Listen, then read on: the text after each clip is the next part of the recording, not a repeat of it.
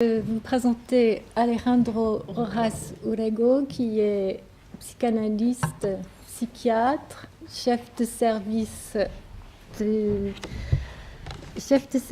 à la Fondation Nantes en psychothérapie de l'enfant et de l'adolescent. La Fondation Nantes est à Lausanne, où il dirige plusieurs séminaires en littérature et psychanalyse.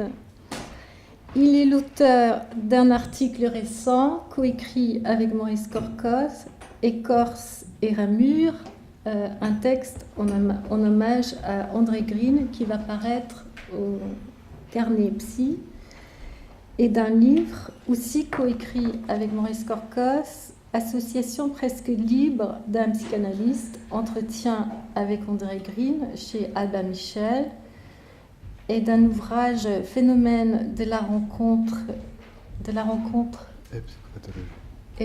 en psychopathologie et psychopathologie. Et Alejandro va nous parler ce soir de Marel de Julio Cortázar, à la recherche du temps manqué, à propos de l'amour en soi. À toi, Alejandro. Merci, je remercie donc Maurice Corcos de son invitation, Anne-Marie Smith d'avoir accepté de discuter mon intervention, et à vous tous de votre présence.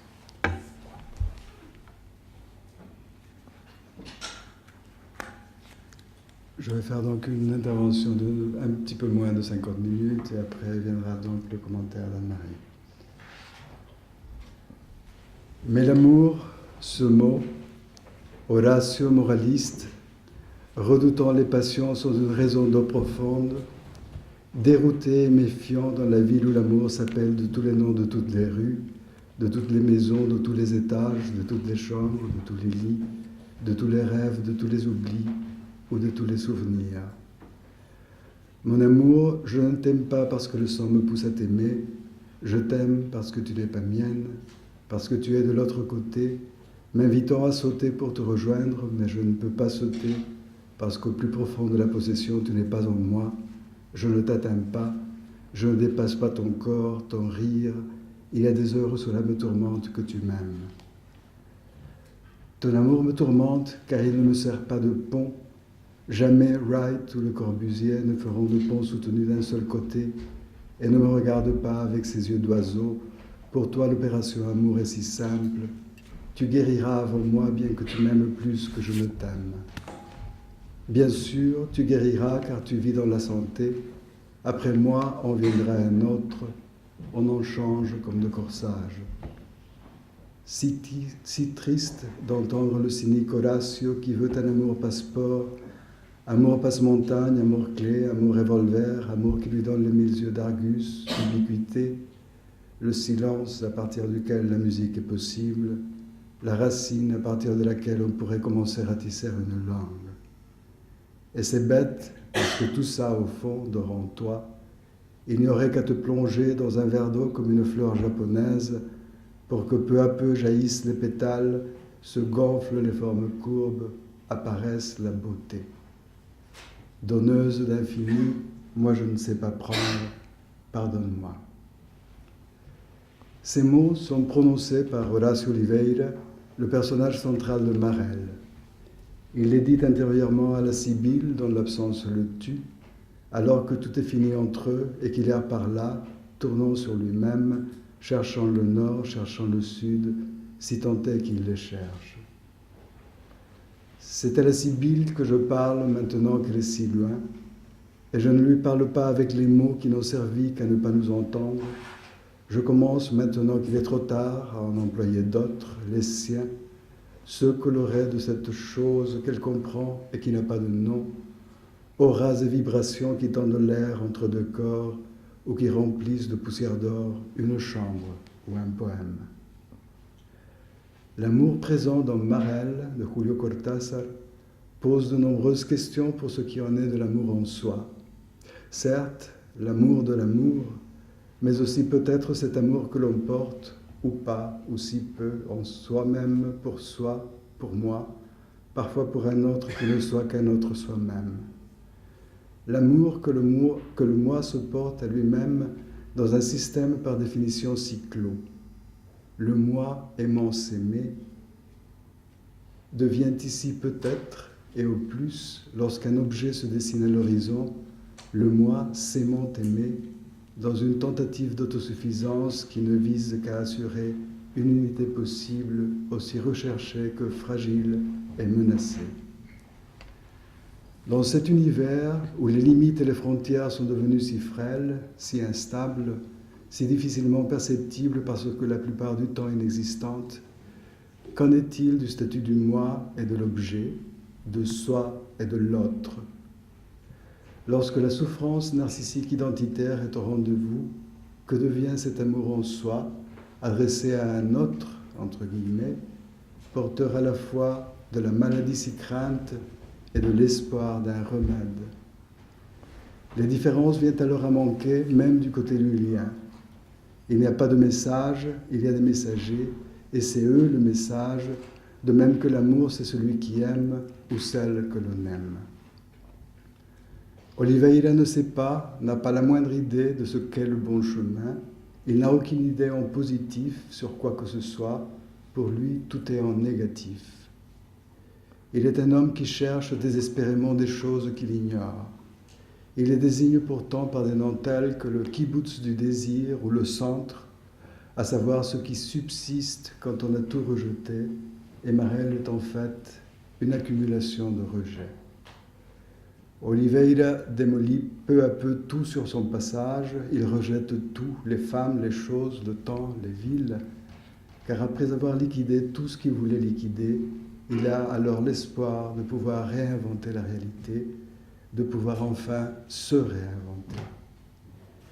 Une telle quête désespérée qui passerait par un dépouillement extrême de soi et du monde jusqu'aux extrêmes de l'être et jusqu'à la non-existence, car Horacio incarne bien pour nous l'être qui bascule dans le non-être afin de se retrouver enfin, quitte à se perdre pour toujours, nous rappelle inévitablement cette formulation essentielle pour les psychanalystes que nous sommes: il n'y a qu'à partir de la non-existence que l'existence peut commencer. Condamné à une recherche sans rencontre promise, ni définie ni définitive, Horacio Oliveira fera appel à un autre en parcourant la voie probable de l'amour. La véritable altérité, faite de délicats contacts, de merveilleux ajustements avec le monde, ne pouvait s'accomplir avec un seul terme. À la main tendue devait répondre une autre main venue du dehors, de l'autre. Cet autre prendra plusieurs noms dans le roman, mais c'est surtout celui de la Sibylle que nous souhaiterions retenir, et c'est de leur amour impossible que nous voudrions traiter dans ce qui suit. La Sibylle, Lucia de son vrai prénom, une femme qui soigne son enfant, comme cela est le cas dans plusieurs nouvelles de Cortázar, saurait peut-être lui indiquer le chemin ou l'aider à construire ce passage vers l'autre côté, où pourrait vivre ou se sentir vivre enfin le véritable soi. Elle pourrait, elle, donner réponse à cette envie d'avoir pitié de quelque chose, l'envie qu'il pleuve là-dedans, qu'il se mette enfin à pleuvoir et que ça sente la terre, les choses vivantes, oui, enfin les choses vivantes. Elle saurait, elle, offrir une seconde chance à l'illusion, à la création, à la désillusion, à une continuité d'existence qui fait tellement défaut à Horacio d'une façon profonde et douloureuse. Une telle faille se manifeste autant dans une dissociation entre l'esprit et le corps que dans son impossibilité de siéger dans son être. Et l'irritation de penser à tout cela, en sachant que, comme toujours, il me coûtait beaucoup moins de penser que d'être, que dans mon cas, le ergo de la petite phrase n'était pas si ergo ni rien qui lui ressemble. C'est très simple, toute exaltation ou toute dépression me pousse vers un état propice, une aptitude instantanée à sortir de moi-même pour m'appréhender aussitôt du dehors ou du dedans, mais sur un autre plan, comme si j'étais quelqu'un qui me regarde, ou mieux encore, car en réalité je ne me vois pas comme quelqu'un qui serait en train de me vivre.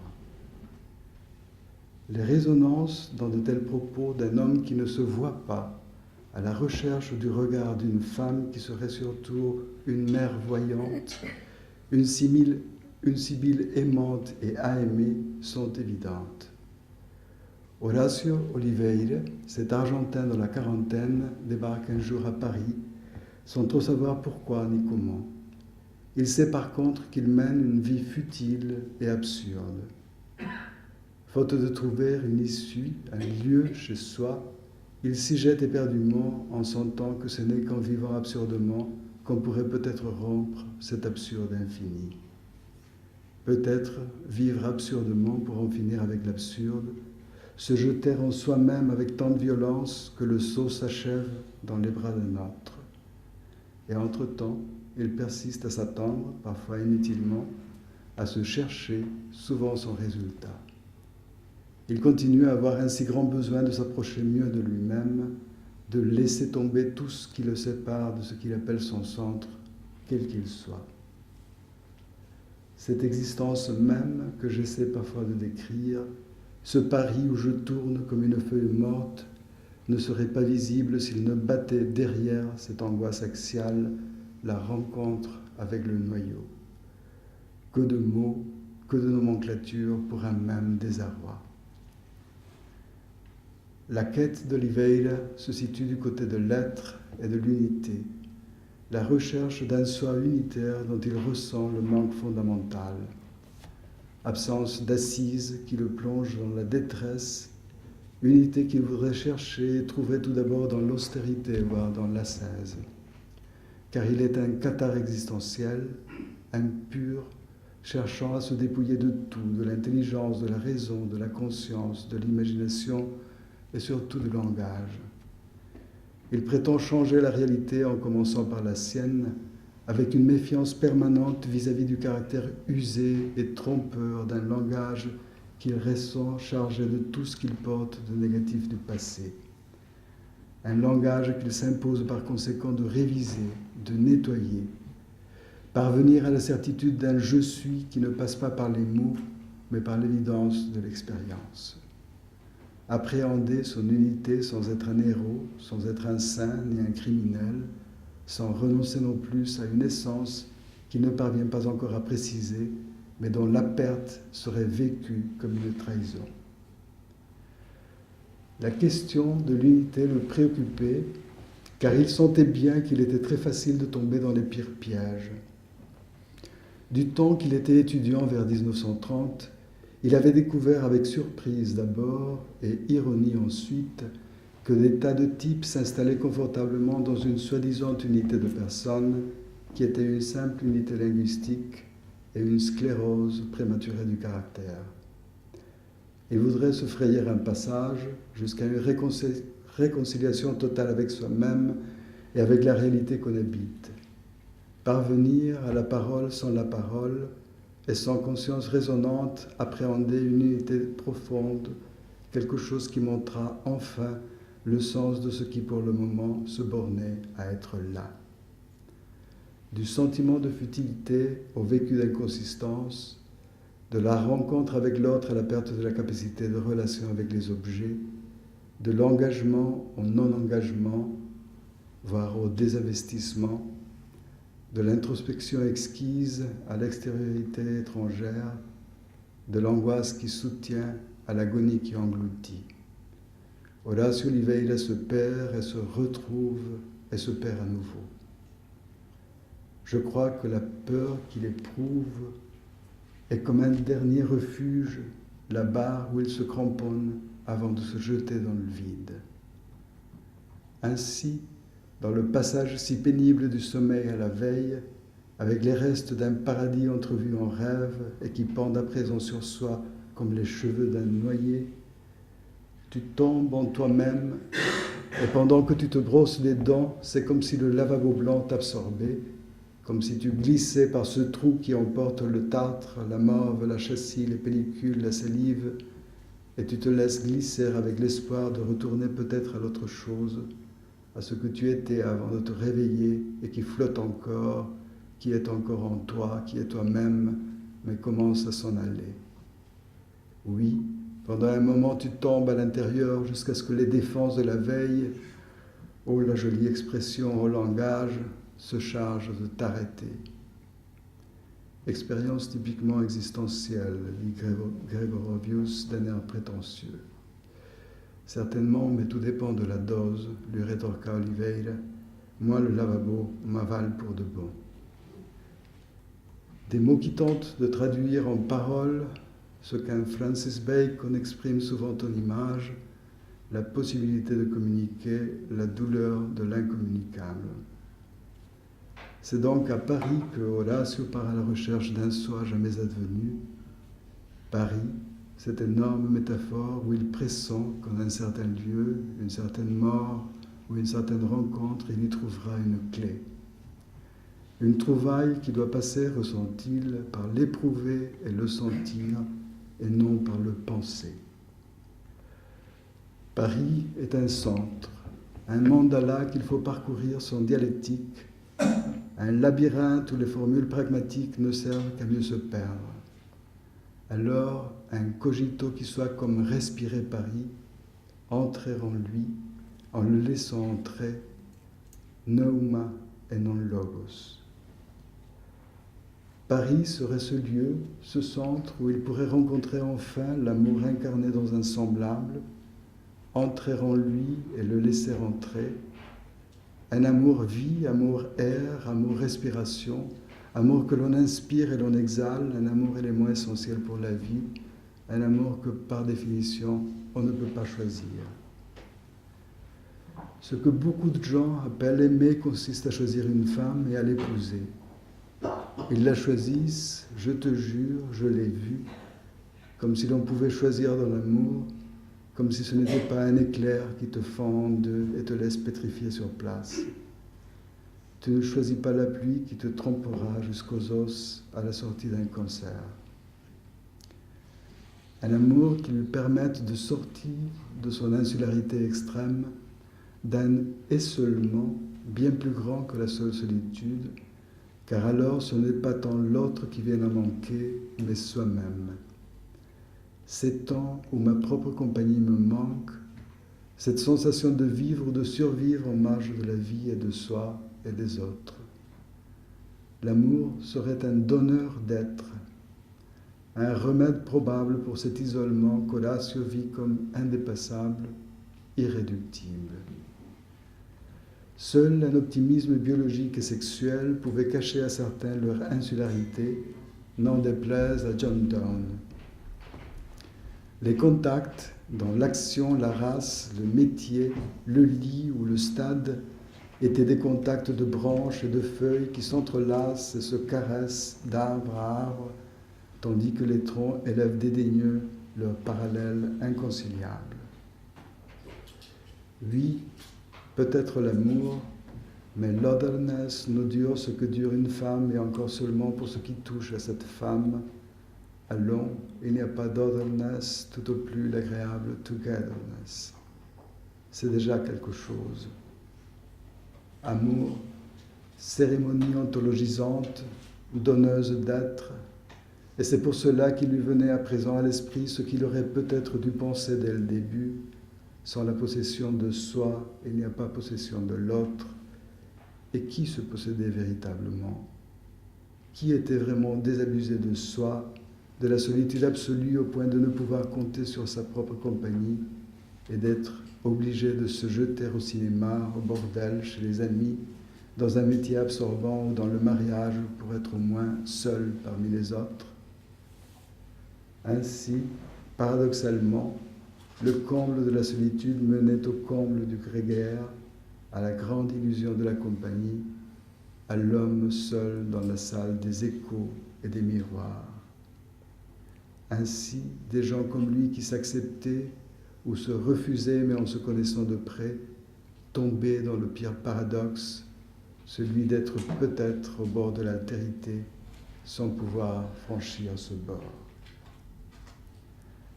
Un amour enrichissement vital, amour exaltation, amour pur, amour accès à l'autre et donc à soi. Dans sa recherche d'absolu, d'un amour qui serait donneur d'un infini plein, Horacio se confronte lui-même avec son vide infini. Hors de la confrontation de deux contenus, de l'accouplement impossible de deux infinis extrêmes, l'infini du tout et l'infini du rien, si dissemblables et pourtant si proches, ne saurait n'être une vie.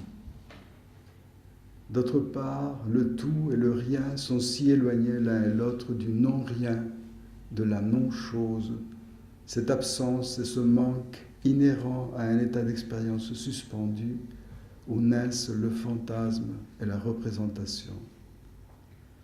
Et pourtant, il doit y avoir un état entre la perte totale et la présence excessive, entre le trop-plein et le vide absolu, sans mesure, sans nuance, sans échange possible.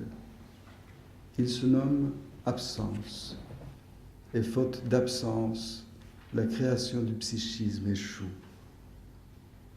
On a beau croire alors à la dimension rédemptrice d'un amour dont l'autre serait désormais le seul détenteur, un amour qui serait en mesure de donner le jamais advenu. Il avait cru une fois à l'amour comme enrichissement, exaltation des puissances médiatrices. Un jour, il s'était aperçu que ces amours étaient impurs parce qu'elles présupposaient cet espoir, alors que le véritable amant aime sans rien espérer d'autre que l'amour, acceptant aveuglement que le ciel devienne plus bleu, la nuit plus douce et le tramway moins incommode. Les femmes commençaient par l'adorer, par l'admirer, puis quelque chose leur faisait pressentir le vide. Elles se rejetaient en arrière et lui, il leur facilitait la fuite. Il leur ouvrait la porte pour qu'elles puissent aller jouer plus loin. Inspiration, expiration, inhalation, exhalaison, se remplir et se vider. L'amour se situe pourtant dans le voyage, dans le parcours, dans ce qui est entre et non dans les deux termes qui les relient. Il vit dans la possibilité d'aller et de venir, du positif au négatif, du vide au plein, et vice-versa. Un lien à double direction. Horacio et la Sibylle se sont rencontrés un jour sans se chercher, tout en étant persuadés, comme ils le furent toujours, qu'une rencontre fortuite était ce qu'il y avait de moins fortuit dans leur vie. C'était une petite librairie de la rue du Cherche-Midi. C'était un ciel si bleu, si calme. C'était le soir et l'heure. C'était les fleurs au balcon de Paris penchant comme la tour de Pise. C'était le verbe au commencement. C'était un homme qui se croyait un homme. Quelle infinie connerie, ma mère. Elle est sortie de la librairie et nous avons échangé 2 mots. Et nous sommes allés boire un verre de pelure d'oignon dans un café de Sèvres, Babylone. À propos de métaphores, moi, délicate porcelaine récemment déballée, handle with care, et elle, Babylone, racine du temps, chose antérieure, primeval being, terreur et délice des commencements, romantisme d'Atala, mais avec un vrai tigre qui attend derrière l'arbre. Et c'est ainsi que Sèvres s'en alla avec Babylone prendre un verre de pelure d'oignon. Nous nous regardions et je crois bien que nous commencions à nous désirer, et survint alors un dialogue mémorable, plein de malentendus, de mésententes qui se résolvaient en vague silence, et puis les mains se sont mises en mouvement de leur côté. Il était doux de se caresser les mains en se regardant et en se souriant. Nous allumions nos gauloises au mégot l'un de l'autre, nous nous frottions des yeux, nous étions d'accord sur tout, que c'en était une honte. Paris dansait au dehors en nous attendant. Nous venions de débarquer, nous venions de naître.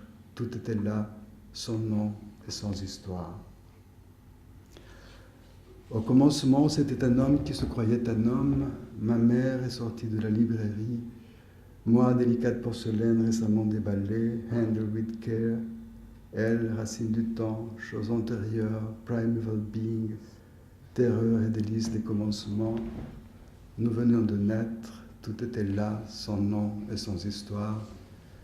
Mère, quelle fragilité la mienne lorsque je t'ai rencontré.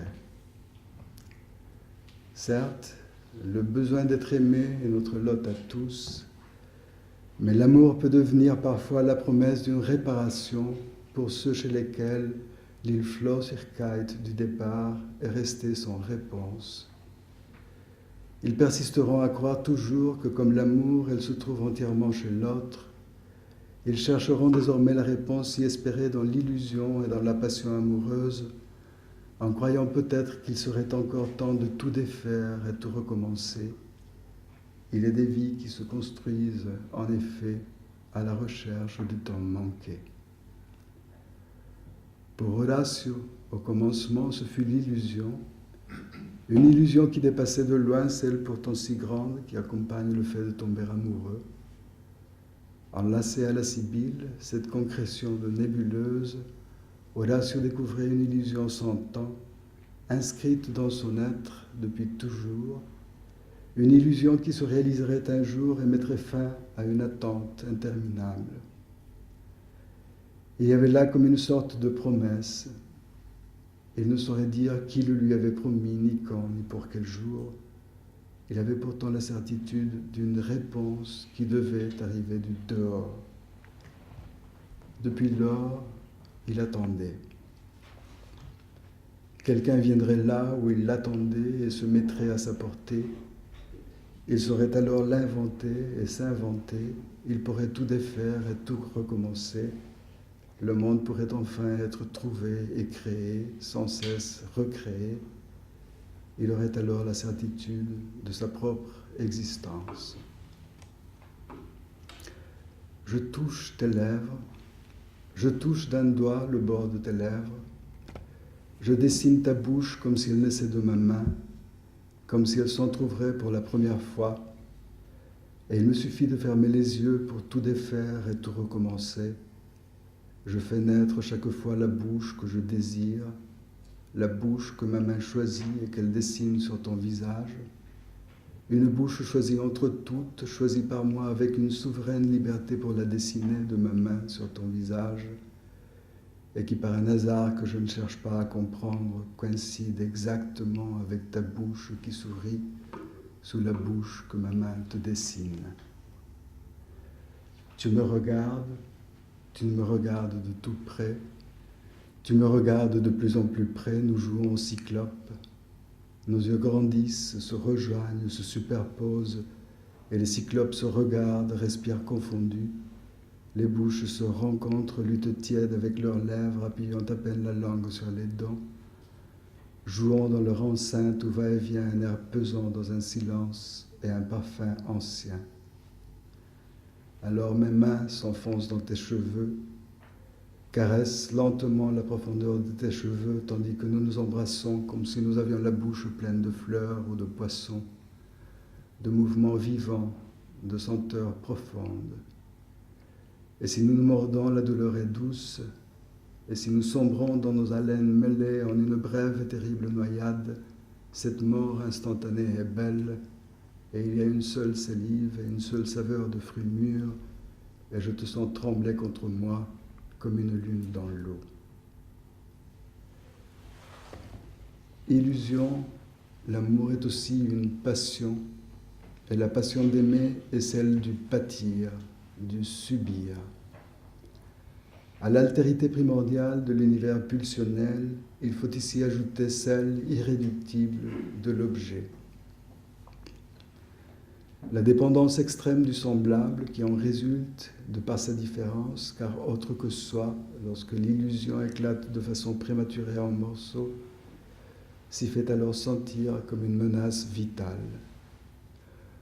Au fond, dira Horacio plus tard, la Sibylle a une vie personnelle, même si j'ai mis du temps à m'en apercevoir. Dans la passion de l'amour, quelque chose paraît unir deux êtres humains différents. Ainsi, ceux qui sont disposés à larguer les amarres sur les flots tempétueux de l'amour prennent le risque d'affronter l'expérience douloureuse et effrayante du naufrage. Ils chercheront pourtant la réponse si espérée dans d'autres corps, parfois dans ce deuxième corps à corps où l'amour joue sans cesse à s'inventer. À l'inévitable défaite, on suivra immanquablement une autre, la répétition d'innombrables échecs, un jeu auquel on doit perdre, mais qu'il a été beau de jouer. Horacio et la Sibylle apprirent à s'aimer dans les chambres de petit hôtel. Ils réinventèrent encore une fois cette cérémonie du plaisir ultime, avant et après lequel le monde éclate en morceaux, quand il faut le nommer à nouveau, doigt par doigt, lèvre par lèvre, ombre par ombre. Oliveira aimait faire l'amour avec la Sibylle, car il n'y avait rien de plus important pour elle, même si d'une manière incompréhensible, elle restait comme en deçà de son plaisir, le rejoignant parfois si accrochant, le prolongeant désespérément. C'était alors comme un éveil, comme apprendre son véritable nom. Puis elle retombait dans une zone un peu crépusculaire qui enchantait Oliveira, car il se méfiait des perfections. Mais elle souffrait véritablement quand elle revenait à ses souvenirs, tout ce à quoi, obscurément, elle aurait dû penser et ne pouvait penser. Il fallait à ce moment-là l'embrasser profond, l'appeler à de nouveaux jeux, alors l'autre, réconcilié, grandissait à nouveau sous lui et l'emportait. Elle se donnait avec une frénésie de bête, les yeux perdus, les doigts crispés, mythique et atroce comme une statue roulant la pente d'une montagne, déchirant le temps de ses ongles, de ses sursauts et d'une plainte rauque qui n'en finissait pas. Horacio semblait être un spécialiste des causes perdues, les perdre d'abord, puis se lancer comme un fou à leur poursuite. Cela était d'autant plus vrai que dès qu'une chose commençait à bien fonctionner, il se sentait emprisonné, et il lui fallait alors prendre la fuite, mettre en acte plutôt qu'agir. Certes, l'amour est respiration, l'air indispensable pour la vie la plus élémentaire, mais une respiration qui ne serait qu'inspiration, qu'on dirait à la noyade, autant que le manque d'air. C'est dans l'oscillation entre le vide et le plein et dans la transformation réalisée au cours du voyage que se trouve la vie et donc la possibilité de l'amour. Un lien qui peut être alternativement positif et négatif. Et encore faut-il pour ce faire avoir la certitude de ne pas tomber dans l'un des deux contraires absolus et surtout de ne pas risquer d'y sombrer pour toujours. Inhalation, exhalation, inhalation. Horacio aimait faire des choses pleines d'espace libre. Il aimait que l'air entre et sorte plutôt. Cela lui arrivait aussi avec les livres, les femmes et les devoirs civiques.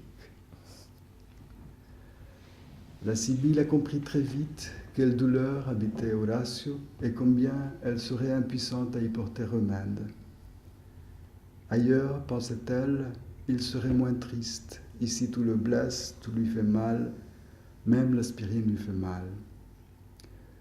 Elle a vite compris que l'unité qu'il recherchait était faite de choses très belles mais mortes, qu'il voulait que toutes les choses de sa vie se rassemblent et qu'il puisse les voir en même temps. Elle a vite compris qu'il était en danger, ça se voyait, c'était comme une sirène au loin. Car l'absence dont il pâtissait était bien la sienne. Et dès lors, il ne pouvait que s'appréhender du dehors, survivre en marge de la vie, s'absenter du monde. Horacio, toi tu es comme un témoin.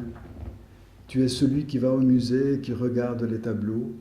Je veux dire, les tableaux sont là et tu es dans le musée, près et loin à la fois. Moi, je suis un tableau, Rocamadour est un tableau, cette pièce est un tableau. Tu crois que tu es dans cette pièce, mais ce n'est pas vrai. Toi, tu regardes la pièce, tu n'es pas dans la pièce. Pourtant, n'en déplaise à la Sibylle, Horacio ne parvenait même pas à regarder la pièce. Il ne pouvait que la désirer, la définir, la décrire. Les mots, toujours les mots, ces chiennes noires qui mordent et se vengent comme elles peuvent, allons, en guerre contre le mot, en guerre qu'on ne recule devant rien, même s'il faut renoncer à l'intelligence, Oublie les chiennes, arrière-meute, nous avons à penser ce qui s'appelle penser, c'est-à-dire sentir, se situer par rapport et se confronter avec, avant de laisser le passage à la moindre petite phrase principale ou subordonnée. Certes, les mots et le penser deviennent un obstacle lorsqu'il s'agit de parvenir enfin au sentir, à rebours. Mais comment s'en déprendre lorsqu'ils constituent la seule colonne vertébrale de l'être? Comment les lâcher et larguer les amarres sans risquer d'être emportés par des flots inconnus? Horacio tenait à appréhender les dangers qu'il courait comme n'étant que métaphysiques. La Sibylle savait pourtant qu'il y avait des fleuves métaphysiques et que c'était dans un de ces fleuves qu'il se jetterait un jour. Il y a des fleuves métaphysiques, mais c'est elle qui les nage, comme cette hirondelle nage en l'air, tournant fascinée autour du clocher, se laissant tomber pour mieux rebondir ensuite avec l'élan. Je décris, je définis et je désire ces fleuves, elle les nage. Je les cherche, je les trouve, je les regarde du haut du pont, elle les nage. Et elle ne le sait pas, comme cette hirondelle. Elle n'a pas besoin de savoir comme moi. Elle peut vivre dans le désordre sans qu'aucune conscience d'ordre ne la retienne. Ce désordre qui est son ordre mystérieux, cette bohème du corps et de l'âme qui lui ouvre grandes les portes véritables. Sa vie n'est désordre que pour moi, enterrée dans des préjugés que je méprise et que je respecte à la fois. Moi, condamné à être irrémédiablement absous par la Sibylle qui me juge sans le savoir. Ah, laisse-moi entrer, laisse-moi voir un jour par tes yeux. Inutile, condamné à être absous, juge inouï, juge à cause d'un seul regard qui me met à nu, juge parce que stupide, malheureuse, égarée, obtuse et moins que rien, à cause de tout ce que je sais avec mon amer savoir, mon écumoire rouillé d'universitaire, d'homme cultivé, à cause de tout cela, juge. Laisse-toi tomber, hirondelle, et avec ses ciseaux effilés qui découpent le ciel de Saint-Germain-des-Prés, arrache ses yeux qui regardent sans voir. Je suis condamné sans appel, vite cet échafaud bleu où me hissent les mains de la femme qui soigne son enfant. Vite la peine, vite l'ordre mensonger d'être seul et de retrouver l'omniscience, l'égoscience, la conscience, et avec toute cette science, une envie inutile d'avoir pitié de quelque chose, l'envie qu'il pleuve là-dedans, qu'il se mette enfin à pleuvoir et que ça sente la terre, les choses vivantes. Oui, enfin les choses vivantes. Condamné sans appel à l'absolution, à la peine de mort ou à mourir de peine. Oh mon amour, tu me manques, tu me fais mal à la peau, à la gorge, chaque fois que je respire, c'est comme si le vide entrait dans ma poitrine où tu n'es pas. Horacio avait espéré peut-être, sans le savoir, au-delà des apparences physiques d'un amour liant deux adultes, que cette femme qui soigne son enfant pourrait enfin devenir un jour une mère, la sienne. Un terme serait ainsi posé à un supplice qui n'en finissait pas. C'était cela peut-être la réponse si attendue, s'il avait pu seulement parvenir à être cet enfant que la femme soigne, son seul enfant, fût-il aveugle. La tragédie d'un Oedipe dont les yeux qui regardent sans voir auraient été arrachés cette fois par une mère qui lui prêterait les siens pour qu'il puisse voir et vivre et comprendre enfin. Une mère voyante qui vit et voit et comprend pour deux. Quel choix impossible entre l'absence de vie et une vie où quelqu'un serait en train de le vivre. À moins que ce ne soit plus les yeux qui se superposent et les respirations des cyclopes qui se confondent, mais deux vies, deux psychés. La superposition et la confusion qui en résultent peut devenir alors la seule manière de se sentir vivre. Elle pense, donc je suis. L'être sera désormais toujours en quête d'un objet irremplaçable avec lequel rien ne saura rivaliser. L'amour infantile est sans mesure, il réclame l'exclusivité et ne se contente pas de fragments, nous dit Freud. Certes, mais il est des démesures, fussent-elles par absence de réponse, qui font d'une vie une passion sans mesure, sans remède, souffrir, pâtir, subir. Nous savons que l'expérience d'omnipotence relève essentiellement de la dépendance, alors qu'une certaine omnipotence suppose qu'on désespère de pouvoir dépendre de quelqu'un. Omnipotence du sujet ou omnipotence de l'objet, certaines détresses feraient pencher la balance plutôt du côté de la deuxième, sans oublier pourtant la source infantile de cette toute-puissance conférée à la mère le plus souvent. Les trois liens positifs qui conforment la véritable passion se trouveraient alors entièrement dans l'autre, nantis d'une puissance sur soi plus que d'un pouvoir. Seul l'autre peut aimer, haïr et connaître, et vivre donc. Du côté du sujet, tout au moins dans son vécu le plus essentiel, à savoir celui où réside son essence, il ne resterait que des liens en négatif, l'impuissance absolue. La puissance, à l'inverse, est entièrement attribuée à l'objet. Puissance qui est toujours plus ou moins divine ou diabolique, en tout cas surhumaine. Et la seule protection de la part d'un objet dont est attendue la vie, not less than everything, s'avère dans de telles conditions d'une si faible portée. J'ai cru que je pourrais te protéger, ne dis rien, je me suis tout de suite rendu compte que tu n'avais pas besoin de moi. La Sibylle avait vite compris, mais elle s'était trompée en croyant qu'Horatio n'avait pas besoin d'elle.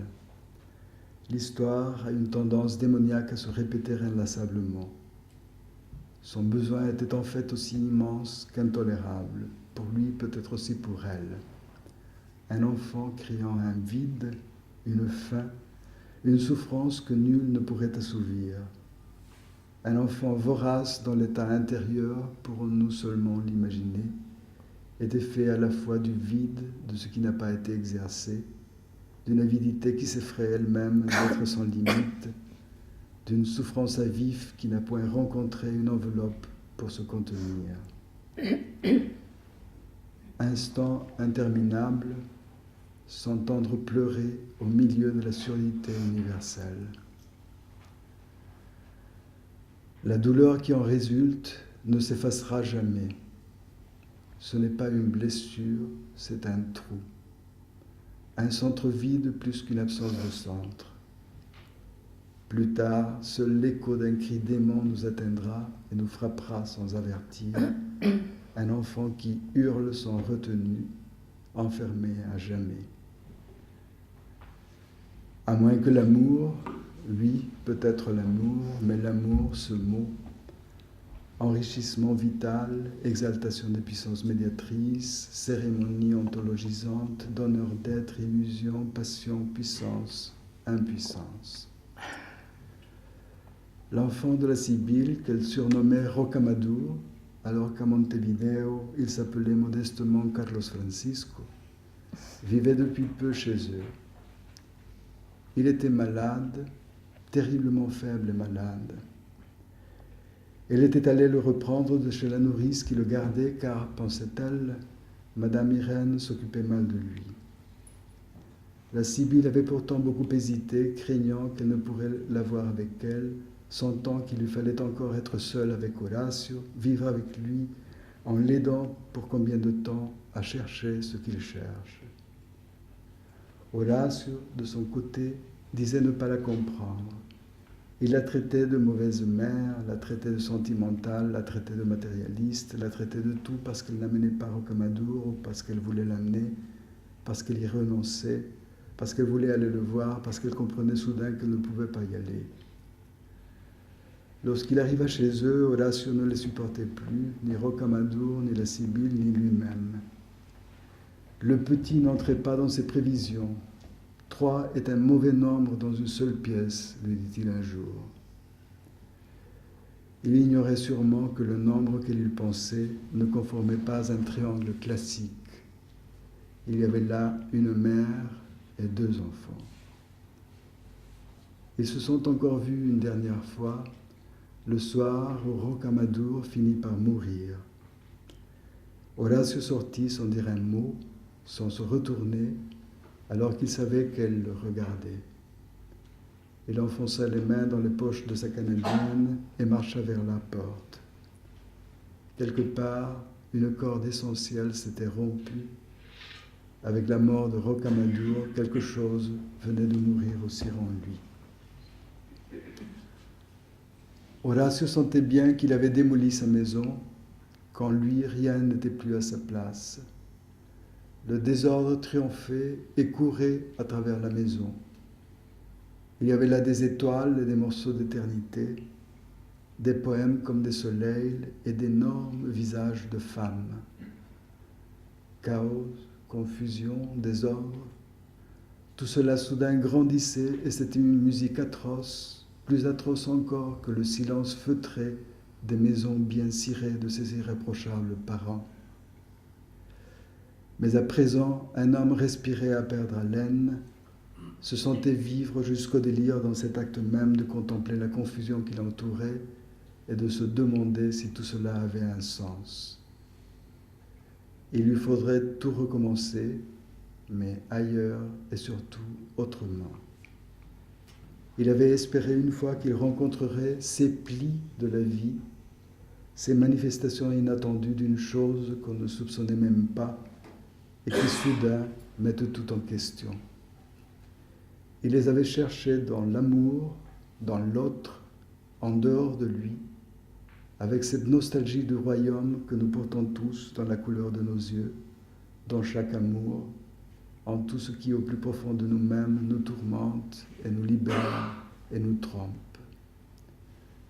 Donner enfin forme à l'informe. Faire d'un sens potentiel un sens enfin véridique.